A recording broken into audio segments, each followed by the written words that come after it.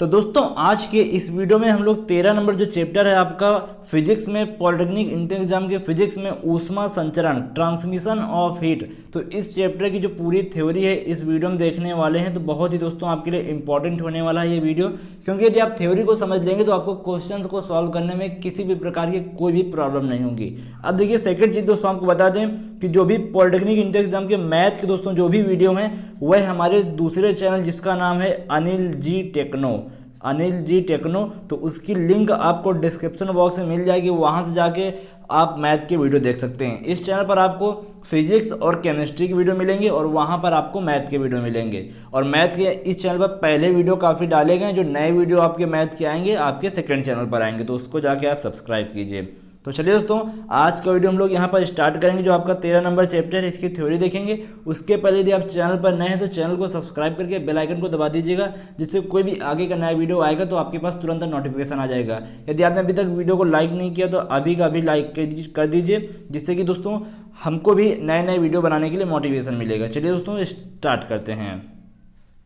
तो सबसे पहले यहाँ पर देखिए ऊष्मा का जो संचरण, तो पहले आपको ऊष्मा संचरण ही जानना पड़ेगा कि ये ऊष्मा का जो संचरण होता है वह होता क्या है। तो जो आपका ट्रांसमिशन ऑफ हीट होता है वह क्या होता है, तापांतर के कारण ऊष्मा एक वस्तु से दूसरी वस्तु में अथवा एक ही वस्तु में आपका एक स्थान से दूसरे स्थान तक स्थानांतरित होती है।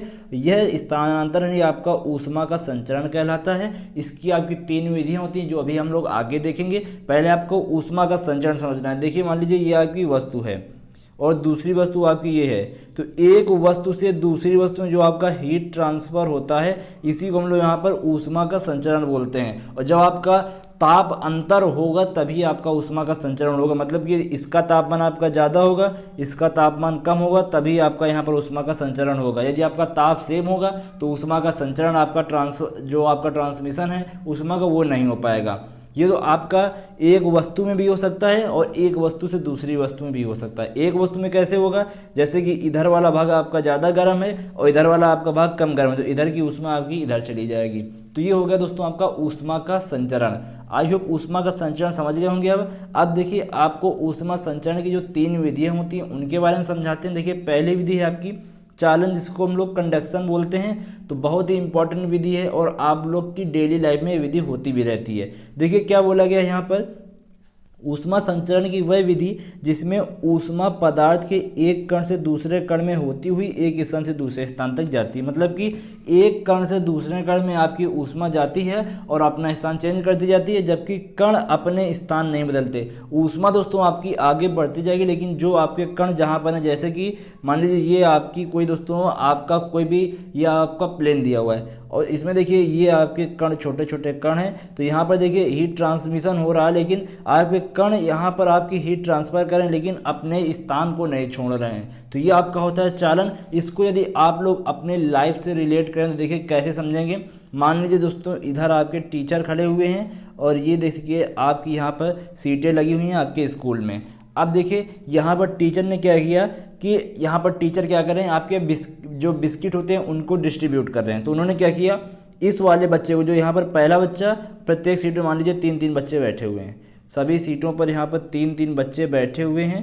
तो क्या किया कि इसको एक बिस्किट दिया, इसने इसको दे दिया, इसने इसको दे दिया, इसने वही इसको, इसने इसको वही, मतलब कि सब एक को आगे बढ़ाते गए और इसके पास वो वाला बिस्कुट आ गया। फिर टीचर क्या करेगा, फिर इसको एक बिस्किट देगा, फिर ये आपस में सबको देते जाएंगे, दूसरा बिस्कुट इसके पास आ गया। तो यहाँ पर क्या हुआ, जो यहाँ पर आपका बिस्किट है इसको ऊष्मा समझेंगे तो इसका आपका ट्रांसफर भी हो गया और कोई अपने स्थान से हिला भी नहीं। और लास्ट में एक समय ऐसा आएगा कि टीचर सिर्फ इसको बिस्किट देगा और इसी के पास रहेगा, मतलब कि सबके पास बिस्किट डिस्ट्रीब्यूट हो जाएगा। तो ये हो गया ऊष्मा का संचरण, मतलब कि यहाँ पर अपना जो कण होते हैं अपना स्थान नहीं बदलते हैं। तो ये आपकी ऊष्मा का चालन होता है। अब देखिए आगे यहाँ पर कुछ और समझेंगे कि जो आपका ठोसों में ऊष्मा का चालन की दर होती है, जब भी आपका दर आती है तो आपको पता है कि अपॉन में आपका डेल्टा टी आ जाता है, समय के रिस्पेक्ट में किया जाता है।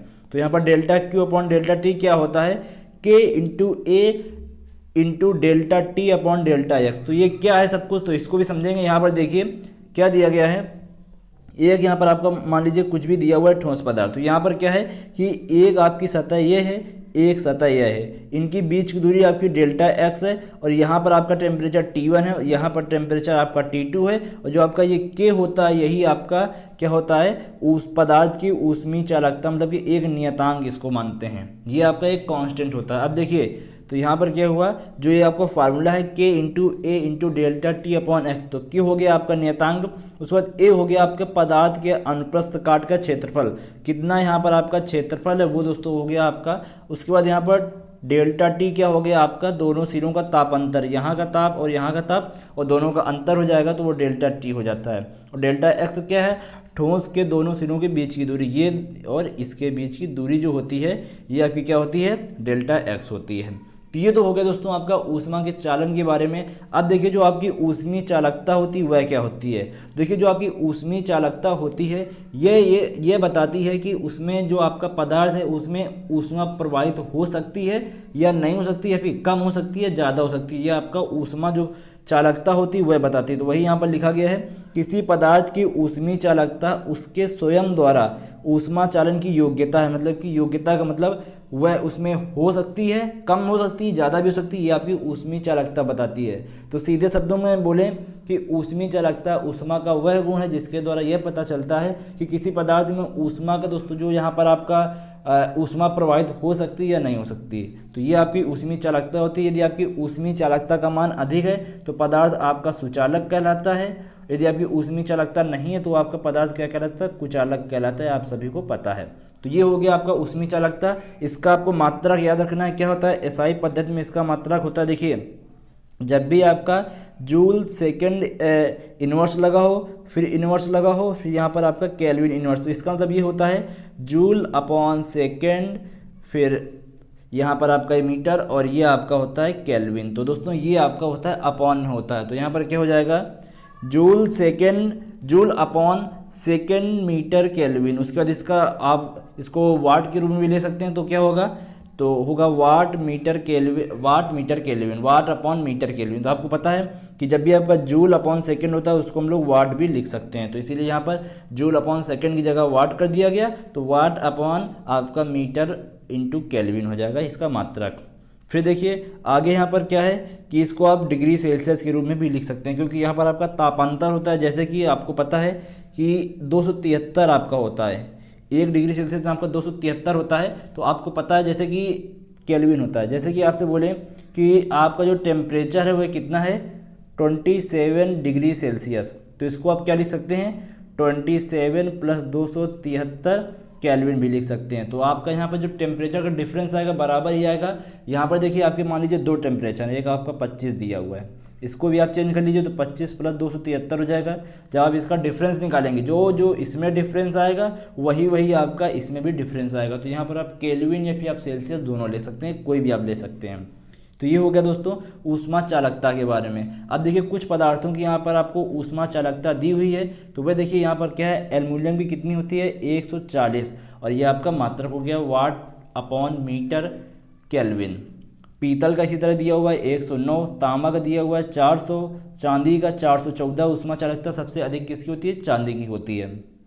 स्टील का 46 दिया हुआ है, ट्रांसफार्मर तेल का 0.176 दिया हुआ है, लकड़ी का आपका 0.146 दिया हुआ है, हवा का आपका 0.024 दिया हुआ है, सीसा का आपका 0.09 है और जल का आपका 0.06 ऊष्मा चालकता होती है। सबसे अधिक ऊष्मा चालकता किस में होती है, आपकी चांदी में होती है, ये आपको याद रखना है। सबसे अधिक ऊष्मा की जो चालकता होती है चांदी में होती है।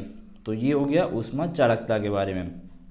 अब आगे जो यहाँ पर सेकंड जो आपकी विधि होती है ऊष्मा संचरण की उसको देखेंगे, जिसका नाम है यहाँ पर संवहन।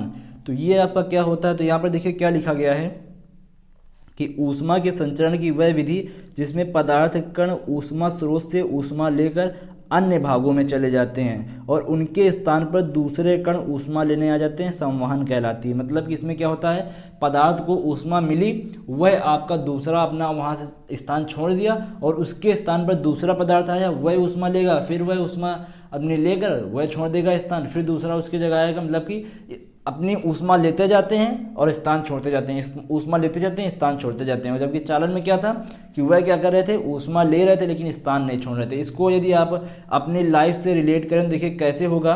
मान लेते दोस्तों यहाँ पर क्या हुआ कि ये आपके टीचर हैं और ये आपकी सीटें लगी हुई हैं आपकी क्लास में, और ये 3-3 बच्चे प्रत्येक सीट में बैठे हुए हैं, 3-3 स्टूडेंट प्रत्येक सीट में बैठे हुए हैं। तो यहाँ पर उनको हम लोग बैठा देते हैं। और आगे देखिए टीचर ने क्या किया, इसको यहाँ पर बिस्किट डिस्ट्रीब्यूट किया। तो ये क्या करेगा, यहाँ पर यहाँ से उठ के यहाँ आ जाएगा, और यहाँ वाला क्या करेगा, यहाँ आ जाएगा, और ये वाला क्या करेगा, इनके पास दोबारा चले जाएगा। मतलब कि ये वाले सभी अपनी तरफ आगे बढ़ते जाएंगे और ये वाले इधर आगे बढ़ते जाएंगे, जो यहाँ पर आएंगे वो इधर जाते जाएंगे। मतलब कि जो आप बिस्किट है इसको ऊष्मा समझिए, ये ऊष्मा लेकर अपना स्थान छोड़ते जा रहे हैं, इनकी जगह दूसरे आते जा रहे हैं। मतलब कि ये अपना बिस्किट लेते जा रहे हैं और उस स्थान से हट जा रहे हैं। जैसा कि आज जब आपकी लाइन लगी होती है तो सेम इसी तरह का प्रोसेस होता है। तो ये हो गया संवहन के बारे में। अब देखिए यहाँ पर क्या है, सभी द्रवों तथा गैसों में ऊष्मा का संचरण संवहन द्वारा होता है। तो यहाँ पर आपसे क्वेश्चन पूछा जा सकता है कि ठोसों में ऊष्मा का जो यहाँ पर संचरण होता है कैसे होता है, तो चालन द्वारा होता है, और आपके द्रवों और गैसों में कैसे होता है, संवहन द्वारा, कॉन्वेक्शन द्वारा होता है। तो ये आपको पॉइंट दो याद रखने, आपसे एग्जाम में क्वेश्चन आ सकता है। अब आगे देखिए यहाँ पर विकिरण क्या होता है आपका, रेडिएशन। तो इसको भी देखेंगे, यहाँ पर लिखा हुआ है, इस विधि में किसी गर्म स्रोत से ऊष्मा विद्युत चुम्बकीय तरंगों के रूप में संचरित होती है। किसी भी गर्म स्रोत से आपकी ऊष्मा निकलेगी और विद्युत चुम्बकीय तरंगों के रूप में जाएगी। इसके लिए आपको माध्यम की आवश्यकता नहीं पड़ती। यही विकिरण का मेन पॉइंट है कि ये दोस्तों इसके संचरण के लिए आपको माध्यम की आवश्यकता की जरूरत नहीं होती है। सूर्य से पृथ्वी तक ऊष्मा विकिरण विधि द्वारा आती है। जो आपकी सूर्य की आपका प्रकाश आता है वह विकिरण विधि द्वारा ही पृथ्वी तक आता है। इसमें किसी प्रकार के माध्यम की आवश्यकता नहीं होती है।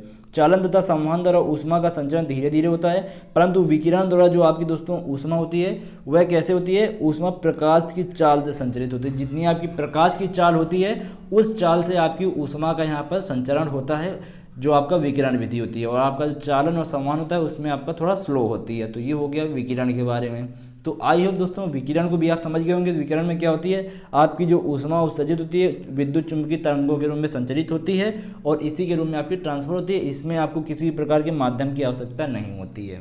तो ये हो गया। और आपसे एग्जाम्पल पूछा जाए कि उसमें जो आपका विकिरण है इसका एक एग्जाम्पल, जो सूर्य से पृथ्वी तक ऊष्मा आती है, प्रकाश आता है, उसमें जो आपका संचरण होता है वह विकिरण ही होता है।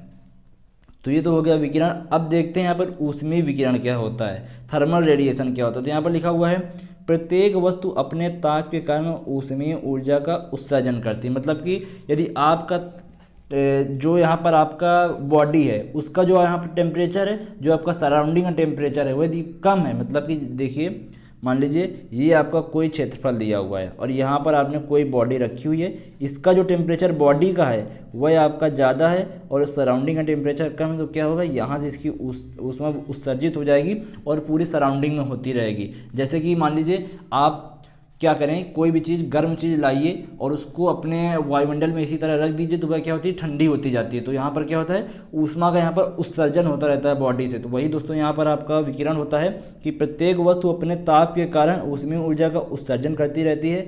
इसे ही आपका ऊष्मीय विकिरण या विकिरण ऊर्जा कहते हैं। जो आपकी वहाँ पर ऊर्जा निकलती है उसको हम लोग यहाँ पर विकिरण ऊर्जा बोलते हैं। ये विकिरण आपके अवरक्त किरणों तथा तरंगों के रूप में होते हैं। और ये लिखा हुआ है, इसमें ऊष्मा तो होती है लेकिन परंतु दिखाई नहीं देती है। जैसे कि जो आपकी ऊष्मा का उत्सर्जन होता है, कि आपको दिखता है कि ऊष्मा का उत्सर्जन क्या, कहाँ से आपकी ऊष्मा जा रही है, तो ये तो होता नहीं, आपकी ऊष्मा का उत्सर्जन हो जाता है पदार्थ और जो आपका सराउंडिंग का टेम्परेचर जब बराबर हो जाता है तो ऊष्मा का उत्सर्जन बंद हो जाता है। मतलब यहाँ पर ताप का जो अंतर होता है वह बराबर हो जाता है, जीरो हो जाता है।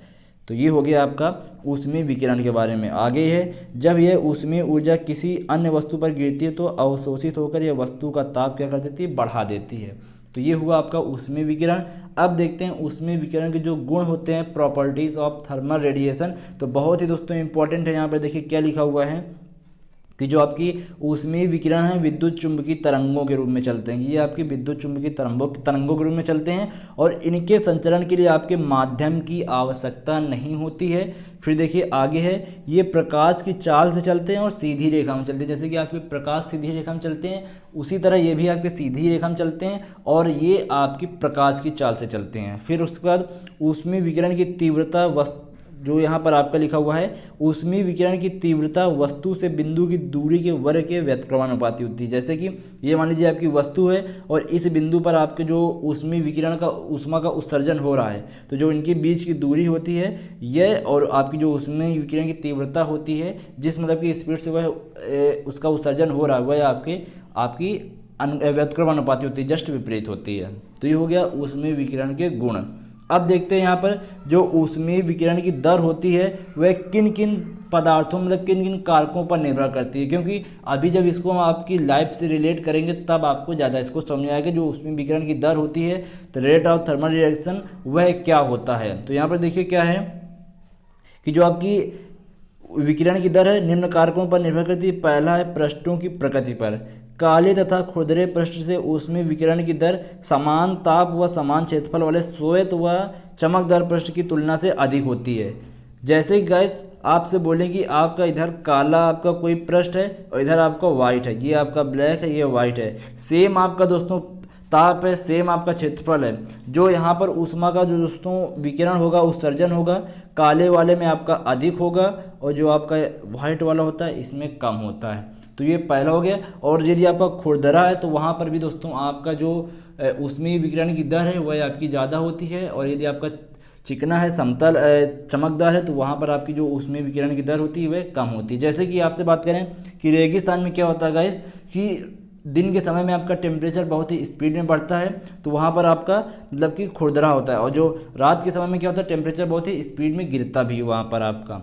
तो ये हो गया दोस्तों आपका ऊष्मीय विकिरण की दर। जो पहला पॉइंट किस पर निर्भर करता है, पृष्ठ की प्रकृति पर। आगे है क्षेत्रफल पर कैसे निर्भर करता है। जैसे गाइस अभी इसको बताएंगे, ऊष्मीय विकिरण की दर आपके क्षेत्रफल के अनुक्रमानुपाती होती है। जैसे जैसे आपका क्षेत्रफल बढ़ता जाता है ऊष्मीय विकिरण की दर भी बढ़ती जाती है। जैसे कि मान लीजिए आपके पास कोई भी यहाँ पर प्लेट है, इसको हम प्लेट के रूप में बनाते हैं। प्लेट ये आपकी मान लीजिए दी हुई है, और यहाँ पर आपके पास कोई कप है, ये आपके पास कोई कप है, तो इसमें आपने जो दोस्तों चाय रखी हुई है, मान लीजिए इसमें आपकी कोई टी रखी हुई है, यदि आपकी इसमें टी रखी हुई तो वो आपकी देर में ठंडी होती है। यदि आप यही इसको इसमें डाल दें तो स्पीड में ठंडी होती है। तो क्या होता है कि यहाँ पर आपका क्षेत्रफल बढ़ जाता है। तो वही है, जब आपका क्षेत्रफल बढ़ता है तो यहाँ पर आपकी ऊष्मीय विकिरण की दर भी बढ़ती है, मतलब कि वहाँ पर उत्सर्जन की दर भी बढ़ जाती है। ये हो गया आपका क्षेत्रफल पर निर्भरता।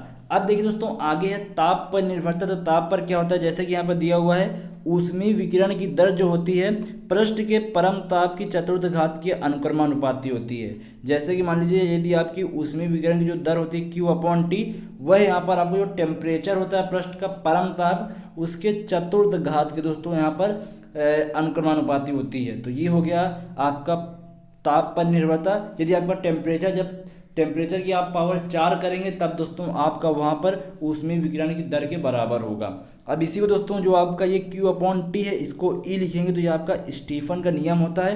जो स्टीफन का नियम होता है ये आपका जो सिग्मा होता है स्टीफन का नियतांक होता है। तो जो यहाँ पर आपका जो ये वाला कारक है ताप पर निर्भरता वाला, यही आपका स्टीफन का दोस्तों नियम भी होता है। तो इसमें क्या होता है कि स्टीफन के नियम में क्या है आपका कि जो यहाँ पर ऊष्मीय विकिरण की दर होती है वह पृष्ठ के परम ताप के चतुर्थ घात के अनुक्रमानुपाती होती है। और यदि आप अनुक्रमानुपाती का चिन्ह हटाएंगे तो यहाँ पर आप स्टीफन नियतांक लगाएंगे, जिसको हम लोग सिग्मा बोलते हैं। तो ये हो गया आपका ताप पर निर्भरता। अब आगे देखिए यहाँ पर कौन सा पॉइंट है, यहाँ पर अब आगे दिया हुआ है कि न्यूटन का शीतलन नियम। तो इसमें आपको बताया जाता है कि जो यहाँ पर आपकी वस्तु है जो ऊष्मा विकिरण की दर है तो कितनी जल्दी मतलब कि उसमें कैसा आपका परिवर्तन होता है। यदि आपकी ऊष्मा में यदि आपका टेम्परेचर अधिक है, यदि आपका गाइस टेम्परेचर अधिक है तो आपकी जो ऊष्मा विकिरण की दर होती है वह आपकी अधिक होती है। टेम्परेचर कम होता है तो आपकी ऊष्मा विकिरण की दर भी कम होती है। तो अब आगे देखिए इसमें क्या बोला गया है, किसी वस्तु की वायु में ऊष्मा हानि की जो दर होती है वस्तु तथा वायु के तापांतर के अनुक्रमानुपाती होती है। वही यहाँ पर आपसे बोला गया है कि जो ऊष्मा हानि की दर है वह वस्तु तथा वायु के तापांतर के अनुक्रमानुपाती होती है। तो ये न्यूटन का शीतलन का नियम था।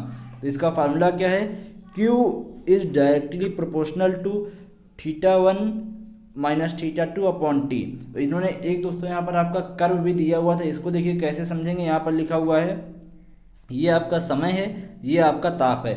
आप जो आपका एक्स अक्ष है उस पर आपका समय है और वाई अक्ष पर आपका ताप दिया हुआ है। तो देखिए इस जो आपका ये वक्र है ये क्या समझाता है आपको कि जैसे जैसे आपका समय बढ़ता जाता है आपका टेम्परेचर कम होता जाता है, मतलब कि वहाँ पर ऊष्मा का क्या होता है, उत्सर्जन होता जाता है, ऊष्मा वहाँ पर उत्सर्जित होती जाती है। जब आपका टेम्परेचर कम होगा तो बॉडी ठंडी होगी तो वहाँ पर ऊष्मा क्या होती है, निकलती जाती है। तो जैसे जैसे देखिए इधर आपका समय बढ़ता जा रहा है और यहाँ पर ऊष्मा देखिए नीचे आती जा रही है, ऊष्मा का मान क्या होता जा रहा है, कम होता जा रहा है। तो ये यहाँ पर बताता है कि जैसे जैसे आपका समय आपका बढ़ता जाएगा तो ऊष्मा का जो मान है, ऊष्मा उत्सर्जन की दर है, वह भी दोस्तों आपकी बढ़ती जाएगी। तो ऊष्मा उत्सर्जन की दर आपकी बढ़ेगी तो आपका समय भी बढ़ता जाता है, मतलब कि अनुक्रमानुपाती होते हैं। वही यहाँ पर आपसे बोला गया था कि जो आपकी ऊष्मा हानि की दर होती है वह वस्तुतः वायु के तापांतर के अनुक्रमानुपाती होती है, मतलब कि जैसे जैसे आपका समय जो होगा वह आपका बढ़ता जाएगा तो आपका जो ऊष्मा विकिरण की दर होती है वह भी आपकी बढ़ती जाती है। तो ये आपका ये चक्र कर्व हो गया। अब उत्सर्जन के बारे में देखेंगे। जो आपका उत्सर्जन होता है वह क्या होता है, तो यहाँ पर देखिए जो आपकी ऊष्मा निकलती है उसी को हम लोग ऊष्मा उत्सर्जन बोलते हैं। वही आपका उत्सर्जन, वही आपकी मात्रा होती है उत्सर्जन की। तो ये क्या लिखा हुआ है, प्रत्येक वस्तु से प्रत्येक ताप पर ऊष्मीय विकिरण चारों ओर के माध्यम में जाता है। तो आपको पता है जैसे कि आपकी ये वस्तु है और इस वस्तु से प्रत्येक ताप पर आपका चारों तरफ आपका उत्सर्जन होता रहता है। चारों तरफ जहाँ जहाँ पर आपका टेम्परेचर दोस्तों बॉडी से कम होगा वहाँ पर आपका ऊष्मा का उत्सर्जन होता रहता है। तो वही यहाँ पर आपसे बोला गया है, इस वस्तु द्वारा ऊष्मीय विकिरण का जो उत्सर्जन होता है, ऊष्मीय विकिरण का उत्सर्जन कहते हैं। तो जो यहाँ पर आपका उत्सर्जन होता है वही आपका ऊष्मीय विकिरण होता है। तो ये यहाँ पर उत्सर्जन का मतलब होता है। आगे देखिए यहाँ पर लिखा गया है, इसको थोड़ा सा ऊपर कर देता हूँ। आगे देखिए क्या है कि जो यहाँ पर उत्सर्जन की दर होती है वह वस्तु की सतह की प्रकृति पर निर्भर करती है। तो जैसी ही आपकी देखिए सतह होगी उसी तरह आपकी ऊष्मा उत्सर्जन की दर होगी। यदि आपकी सतह देखिए काली है तो ऊष्मा उत्सर्जन की दर भी अधिक होगी। यदि सतह आपकी सफ़ेद है तो ऊष्मा उत्सर्जन की दर भी कम होती है। यहाँ पर लिखा है जैसे काली सतह सबसे ज़्यादा आपकी उत्सर्जक होती है और यदि आपकी खुरदरी है तब भी आपकी ऊष्मा उत्सर्जन की दर अधिक होगी। यदि आपकी चिकनी है तब भी आपकी ऊष्मा उत्सर्जन की दर कम होगी। तो इसके दोस्तों यदि आप नोट्स बनाना चाहते हैं तो प्रॉपर नोट्स बनाते जाए, जो मैं आपको बता रहा हूँ ये आपके एग्जाम में काफ़ी हेल्प करेंगे। अब देखिए आगे है यहाँ पर उत्सर्जकता या आपकी उत्सर्जन क्षमता क्या होती है। तो यहाँ पर देखिए क्या लिखा हुआ है, तो जो आपकी उत्सर्जकता या उत्सर्जन क्षमता होती है इसको सरल शब्दों में समझिए यहाँ पर। तो इसका क्या होता है कि आपका एकांक क्षेत्रफल पर प्रति सेकंड दोस्तों जितनी आपकी ऊष्मा विकिरण की जो मात्रा होती है वही आपकी पृष्ठ की उत्सर्जकता होती है। मतलब कि आपका एकांक क्षेत्रफल पर एक प्रति सेकंड में जितनी आपकी ऊष्मा विकिरण होती है, जितनी आपकी ऊष्मा का उत्सर्जन होता है वही दोस्तों यहाँ पर आपका उत्सर्जन क्षमता होती है। तो अब इसको किताबी भाषा में देखेंगे क्या लिखा गया है, किसी ताप पर किसी पृष्ठ के एकांक क्षेत्रफल के प्रति सेकंड उत्सर्जित ऊष्मीय विकिरण की जो आपकी मात्रा होती है, प्रति सेकंड जितनी आपकी ऊष्मीय विकिरण जो आपकी होती है उसकी जो आपकी मात्रा होती है वह आपकी पृष्ठ की उत्सर्जकता कहलाती है। तो जितनी आपकी दोस्तों विकिरण उत्सर्जित होती रहती है वही आपकी क्या कहलाती है, उत्सर्जकता कहलाती है। इसे प्रदर्शित करते हैं। फार्मूला देखिए आपका यहीं से बन जाता है। क्या फार्मूला है कि पृष्ठ से उत्सर्जित ऊष्मीय विकिरण की मात्रा अपॉन पृष्ठ का क्षेत्रफल और यहाँ पर समय। तो इसका जो आपका फार्मूला है बिल्कुल डिफिनीशन से ही आया हुआ है। तो देखिए फार्मूले में क्या है कि प्रति सेकंड एकांक क्षेत्रफल पर प्रति सेकंड आपकी जितनी ऊष्मा विकिरण की मात्रा उत्सर्जित होती है वही आपकी उत्सर्जकता कहलाती है। इसको देखिए फार्मूले के रूप में कैसे लिखेंगे, ई बराबर इसकी मात्रा क्यू हो गई, ए आपका क्षेत्रफल, टी आपका समय। तो ई बराबर क्यू अपॉन ए टी हो गया। अब इसका मात्रक क्या होता है, इसका मात्रक होता है जूल अपॉन मीटर स्क्वायर, या फिर आप इसको joule upon metre square second होता है। और जूल अपॉन सेकंड को आप क्या लिख सकते हैं, वाट लिख सकते हैं। तो वाट अपॉन मीटर भी होता है, वाट अपॉन मीटर स्क्वायर, और जूल अपॉन मीटर स्क्वायर पर सेकंड भी आपका होता है। तो इसका आपको फार्मूला मात्रक याद करके रखना है। आपका मात्रक पूछा जा सकता है, यदि न्यूमेरिकल आएगा तो आपको न्यूमेरिकल में भी मात्रक साथ में लिखना होता है। अब देखिए जो आपका यहाँ पर इम्पोर्टेंट ऑफ उत्सर्जन, मतलब कि जो आपका उत्सर्जा का महत्व क्या हो, उत्सर्जकता का जो यहाँ पर महत्व होता है, देखिए वह क्या होता है। उत्सर्जन हमारे दैनिक जीवन में बहुत उपयोगी है। इसके द्वारा प्रकाश की विभिन्न तरंग दैर्घ्यों की पहचान होती है। जैसे ही आपकी ऊष्मा का उत्सर्जन होता जाता है तो उसी तरह उसकी पहचान होती जाती है कि मतलब कि कैसी आपकी तरंग दैर्घ्य है। आगे साधारण ताप पर वस्तु से केवल अवरक्त किरणें ही उत्सर्जित होती है। तो एक क्वेश्चन आपका यहाँ से बन सकता है कि साधारण ताप पर आपकी कैसी विकिरण उत्सर्जित होती है। तो वहाँ पर आपको अवरक्त विकिरण उत्सर्जित होता है, ये आपको बताना है। अब देखिए यहाँ पर आपके टेम्परेचर दिए हुए हैं कि आपके ऐसे टेम्परेचर होंगे तब आपकी यहाँ पर जो तरंग होती है तब कैसी होती है, और जब आपके ऐसे टेम्परेचर होंगे तब आपकी तरंग कैसी होती है। तो वहाँ पर देखिए क्या है कि यदि आपका 500 डिग्री का टेम्परेचर है, डिग्री सेल्सियस, तब आपका कलर कैसा होता है, रेड होता है। यदि यही आपका 900 डिग्री सेल्सियस तब आपकी चेरी लाल होती है। यदि यही आपका 1200 डिग्री सेल्सियस तब आपकी नारंगी लाल। यदि आपका 1400 डिग्री सेल्सियस तब आपका पीला हो जाता है। यदि आप 1600 हो जाता है तो आपका श्वेत रंग का विकिरण उत्सर्जित होता है। तो यही यहाँ पर है कि जैसे जैसे दोस्तों आपका टेम्परेचर बढ़ता जाता है कलर भी आपका चेंज होता है, और पहले आपका लाल था बाद में आपका कैसा हो गया, श्वेत हो गया। तो ये दोस्तों यहाँ पर आपका इसी तरह की इसी जो आपका यहाँ पर दिया गया है कलर से ही आपकी क्या होती है, तरंग दैर्ध्य की पहचान होती है। तो ये हो गया ऊष्मा उत्सर्जकता का महत्व।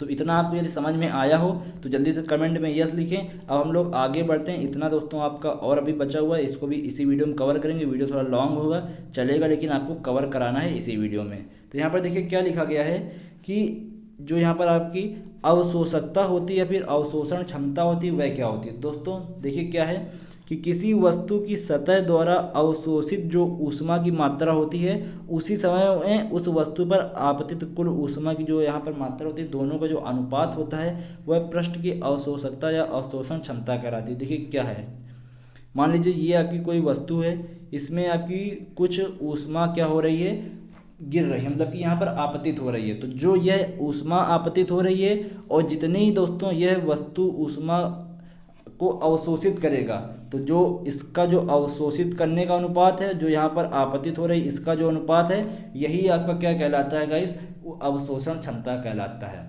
तो कुछ नहीं, आपको देखिए यदि आपकी जितनी गिर रही वह आपके नीचे होती है और जितनी पदार्थ अवशोषित कर रहा है उसको आपको ऊपर रखना है, अनुपात में कर देना है, आपका यही क्या होता है, अवशोषण क्षमता होती है। तो यहाँ पर देखिए क्या लिखा गया फार्मूला, तो अवशोषण क्षमता को यहाँ से ए से प्रदर्शित किया गया है। तो पृष्ठ द्वारा अवशोषित विकिरण की मात्रा, जितना यहाँ पर पृष्ठ अवशोषित कर रहा है, और पृष्ठ पर कुल आपतित विकिरण की मात्रा जितनी गिर रही, तो इसका जो अनुपात होता है अवशोषण क्षमता कहलाता है। अब देखिए आगे लिखा गया है कि जो पृष्ठ की उत्सर्जकता होती है उसकी अवशोषकता के अनुक्रमानुपाती होती है। जितनी आपकी यहाँ पर देखिए ज़्यादा आपकी उत्सर्जकता होती जाएगी, उतनी ही आपकी यहाँ पर अवशोषण क्षमता भी बढ़ती जाती है। मतलब कि यदि आपकी उत्सर्जकता बढ़ेगी, यदि किसी पदार्थ में उत्सर्जकता ज़्यादा है तो उसकी अवशोषण क्षमता भी ज़्यादा होती है। तो यहाँ से एक पॉइंट ये निकलेगा कि यदि आपका काली सतह है, सतह काली है, तो वहाँ पर आपकी उत्सर्जकता भी ज़्यादा होगी, उत्सर्जकता भी ज़्यादा होगी, और उसके बाद वहाँ पर आपकी अवशोषण क्षमता भी ज़्यादा होगी, क्योंकि वहाँ पर जितनी ज़्यादा आपकी अवशोषण क्षमता बढ़ती जाएगी उत्सर्जकता भी आपकी बढ़ती जाती है। तो काली में आपकी उत्सर्जकता और अवशोषण क्षमता दोनों ज़्यादा होंगी, और सफ़ेद में आपकी दोनों चीज़ें ही कम होंगी। तो ये हो गया दोस्तों। अब देखिए आगे है कि जो भी आपके ऊष्मीय विकिरण होते हैं वही ऊष्मीय विकिरण के अच्छे अवशोषक ही यहाँ पर उत्सर्जक कहलाते हैं। मतलब कि जैसे कि आपका काला वाला जो हमने बताया कि यदि आपका पृष्ठ काला है तो आपका उतना ही अच्छा अवशोषक होगा, उतना ही अच्छा आपका उत्सर्जक होगा। यदि आपका सफ़ेद है तो ये उतना ही अच्छा दोस्तों, उतना ही आपका कम क्वालिटी का दोस्तों आपका उत्सर्जक होगा, उतनी ही कम क्वालिटी का आपका अवशोषण भी होगा। तो ये हो गया। अब देखिए आगे यहाँ पर दिया गया है कि एक आपका आदर्श पिंड होता है, उसकी जो अवशोषण क्षमता होती है ये लगभग 1 के बराबर होती है, जिसको हम लोग 0.96 यहाँ पर होती है। तो वो आपका क्या होता है, दीप काजल होता है। जो आपका दीप काजल होता है उसकी जो अवशोषण क्षमता होती है या फिर उत्सर्जकता होती है वह 0.96 होती है।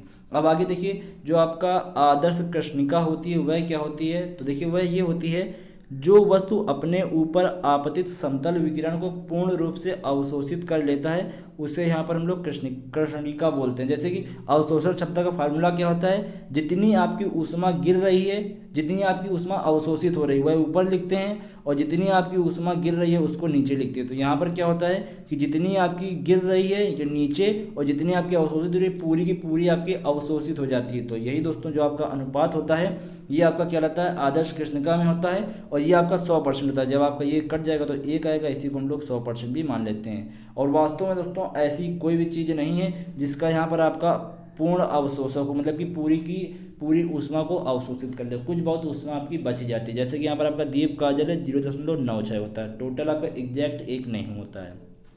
तो ये हो गया आपका आइडियल ब्लैक बॉडी।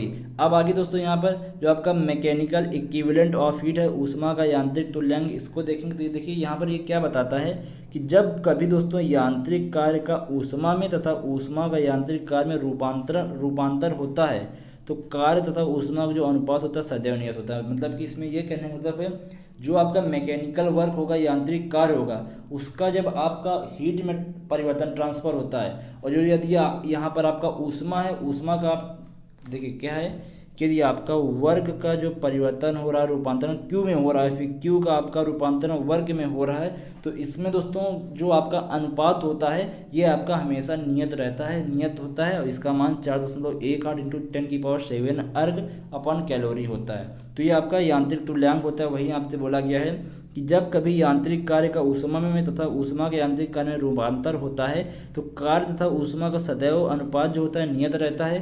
W अर्ग कार्य करने से H कैलोरी ऊष्मा उत्पन्न होती है, तो जूल के अनुसार W/H क्या हो जाएगा, J। आपका यांत्रिक तुल्यांक हमेशा इसका जो नियतांक होता है 4.18 इंटू 10⁻7 अर्ग अपॉन कैलोरी होता है, तो ये हमेशा आपका नियत होता है। तो ये यहाँ पर बोला गया। अब देखिए आगे यहाँ पर क्या है कि जब आपकी स्थितिज ऊर्जा तक गतिज ऊर्जा दी हुई है तो उससे आप दोस्तों यहाँ पर जो J है, यहाँ पर आपका यांत्रिक तुल्यांक जो होता है, इसकी जो यहाँ पर आपकी J का मान होता है, तो इसको आप कैसे निकालेंगे। तो यहाँ पर देखिए क्या है कि आपकी यदि m द्रव्यमान की कोई वस्तु है h ऊंचाई तक उठाई जाती है तो पृथ्वी के गुरुत्वाकर्षण के विरुद्ध आपको कार्य करना पड़ता है और जो कार्य होता है W बराबर क्या होता है, mgh होता है। m क्या हो गया वस्तु का द्रव्यमान, g क्या हो गया आपका गुरुत्वीय त्वरण, h हो गया जितनी ऊंचाई तक उठाई गई। तो जो ये आपका कार्य होता है यही दोस्तों आपका mgh के बराबर होता है, जो वस्तु में स्थितिज ऊर्जा के रूप में आपका संचित होता है। और आगे जो दोस्तों आपकी ऊष्मा होती है वह देखिए क्या होती है, यदि वस्तु के पदार्थ की विशिष्ट ऊष्मा यस है और ताप में वृद्धि आपकी T डिग्री सेल्सियस की हो रही है, तो जो आपकी ऊष्मा का फार्मूला होता है क्या होता है, Q, या फिर आप इसको H भी लिख सकते हैं। Q बराबर H बराबर आपका होता है mst, तो ये आपका mst ऊष्मा हो जाएगी। अब देखिए जो आपका वर्क था यह आपका क्या आया, mgh आया। इसी को हम लोग स्थितिज ऊर्जा लेंगे, बाद में ही आपकी स्थितिज ऊर्जा क्या होती है, आपकी गतिज ऊर्जा के रूप में परिवर्तित हो जाएगी। तो पहले अभी यहाँ पर स्थितिज ऊर्जा ही रखते हैं। तो यहाँ पर देखिए आगे क्या होगा, आगे यहाँ पर क्या हुआ, mgh है, तो W का मान कितना आया mgh, तो यहाँ पर क्या हो जाएगा, J बराबर फार्मूला होता है W/H, तो W का मान कितना दिया हुआ है mgh और यहाँ पर H की वैल्यू आई mst, तो ये हो गया यांत्रिक तुल्यांक। इसका जो आपका मान होता है 4.18 इंटू 10⁻7 अर्ग अपॉन कैलोरी ही आएगा। अब देखिए आप जब इसको गतिज ऊर्जा से निकालेंगे तब इसका क्या मान होगा, देखिए तो यदि m द्रव्यमान की वस्तु का, यदि आपकी m द्रव्यमान की वस्तु है और v वेग से आपकी चले तो उसकी जो गतिज ऊर्जा होगी क्या होती है, हाफ mv² होती है। तो m बराबर आपका k बराबर क्या होता है, k बराबर होता है हाफ mv²।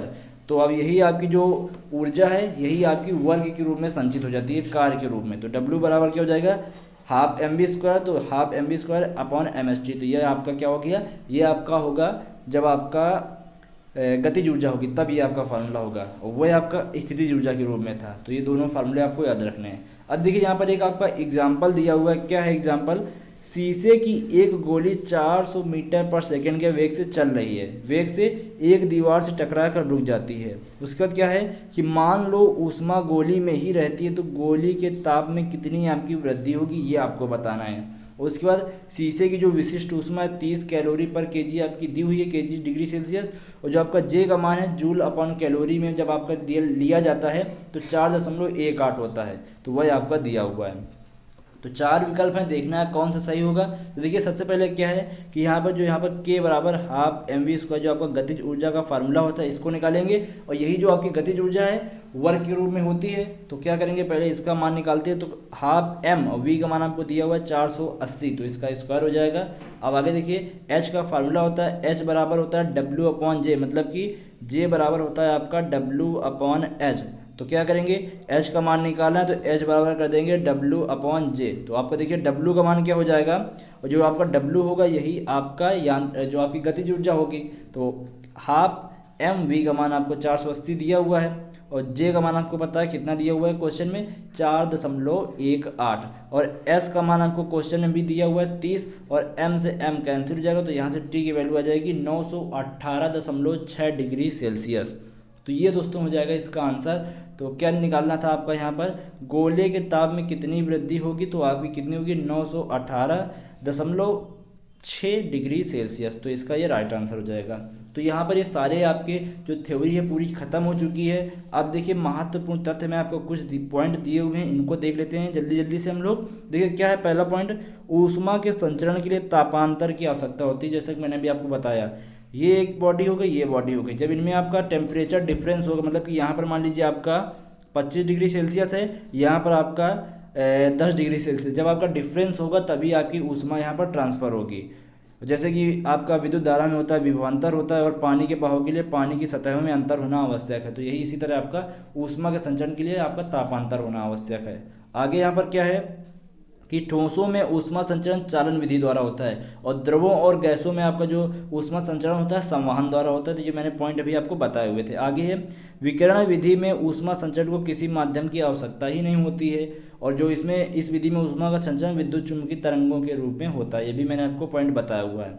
फिर देखिए जो आपकी सबसे ज़्यादा ऊष्मा चालकता होती है किस में होती है, चांदी में होती है। ये पॉइंट आपको याद रखना है, आपसे क्वेश्चन पूछा जा सकता है। आगे है उत्सर्जन द्वारा प्रकाश की विभिन्न तरंग दैर्ध्यों की पहचान होती है। तो उत्सर्जन का यहाँ पर दैनिक जीवन में क्या महत्व है, यह आपसे पूछा जा सकता है। तो आपको वहाँ पर विकल्प में होगा कि तरंग दैर्ध्यों की पहचान होती है, तो वो वाला आपको विकल्प यहाँ पर राइट कर देना। या फिर आपसे कॉमन कोई पूछ ले यहाँ पर नॉर्मली, तो आपको बताना है कि जो उत्सर्जन का प्रयोग होता है कहाँ पर होता है, विभिन्न तरंगों की पहचान में होता है, तरंग दैर्ध्यों की पहचान में होता है।